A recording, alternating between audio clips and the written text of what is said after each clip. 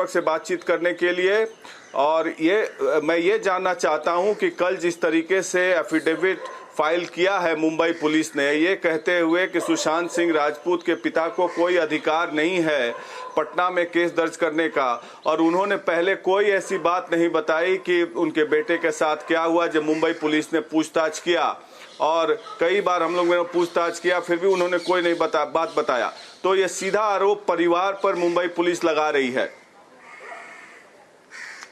बहुत प्रकाश जी, बहुत सिंपल है कि कोई भी जब अपराध होता है तो हर कंप्लेनेंट के पास दो ऑप्शन होते हैं, या तो जहां पे अपराध हुआ है वहां पे करे, या जहां कंप्लेनेंट खुद रहता है वहां पे एफआईआर दर्ज करे।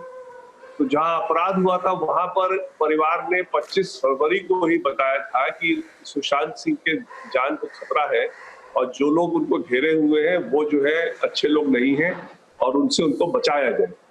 अब उसके बाद उनकी मौत हो गई। उस समय तो उन्होंने एक्शन नहीं लिया ये कह के कि भाई अभी कोई रिटर्न कंप्लेंट नहीं है, जबकि सीआरपीसी में कहीं नहीं कहता है कि रिटर्न कंप्लेंट होना चाहिए। सीआरपीसी कहता है कि when a police officer comes to know of a cognizable offence on the basis of information received और अदरवाइज, तो मतलब अदरवाइज इंफॉर्मेशन के बेसिस पे भी एक्शन ले सकते हैं। तो परिवार ने देखा कि जब हमने कंप्लेंट किया कोई एक्शन नहीं लिया गया। मरने के बाद भी कुछ दिन देखा कि भाई अगर ऑलरेडी हमारा कंप्लेंट था तो दिशा तो बड़ी क्लियर थी ना कि उस दिशा में आपको इन्वेस्टिगेट करना चाहिए था।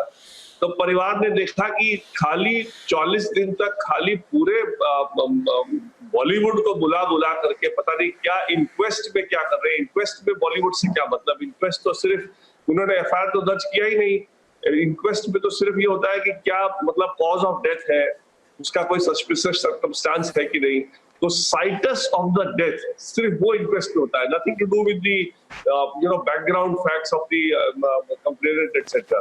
तो इसलिए जब इन्होंने बिल्कुल भी उस दिशा में इंक्वायरी नहीं की, तब थक हार के परिवार ने पटना में एफआईआर दर्ज किया, क्योंकि देखा कि यहाँ पर तो अगर एफआईआर दे भी देंगे तो ये रफा दफा करके बिल्कुल खत्म कर देंगे, बोलेंगे कोई क्रिमिनलिटी नहीं मिली, क्लोजर रिपोर्ट डाल देंगे, तो परिवार वहीं का वहीं रह जाएगा। इसलिए फिर उन्होंने देखा कि हमारे पास चूंकि विकास जी मेरा अगला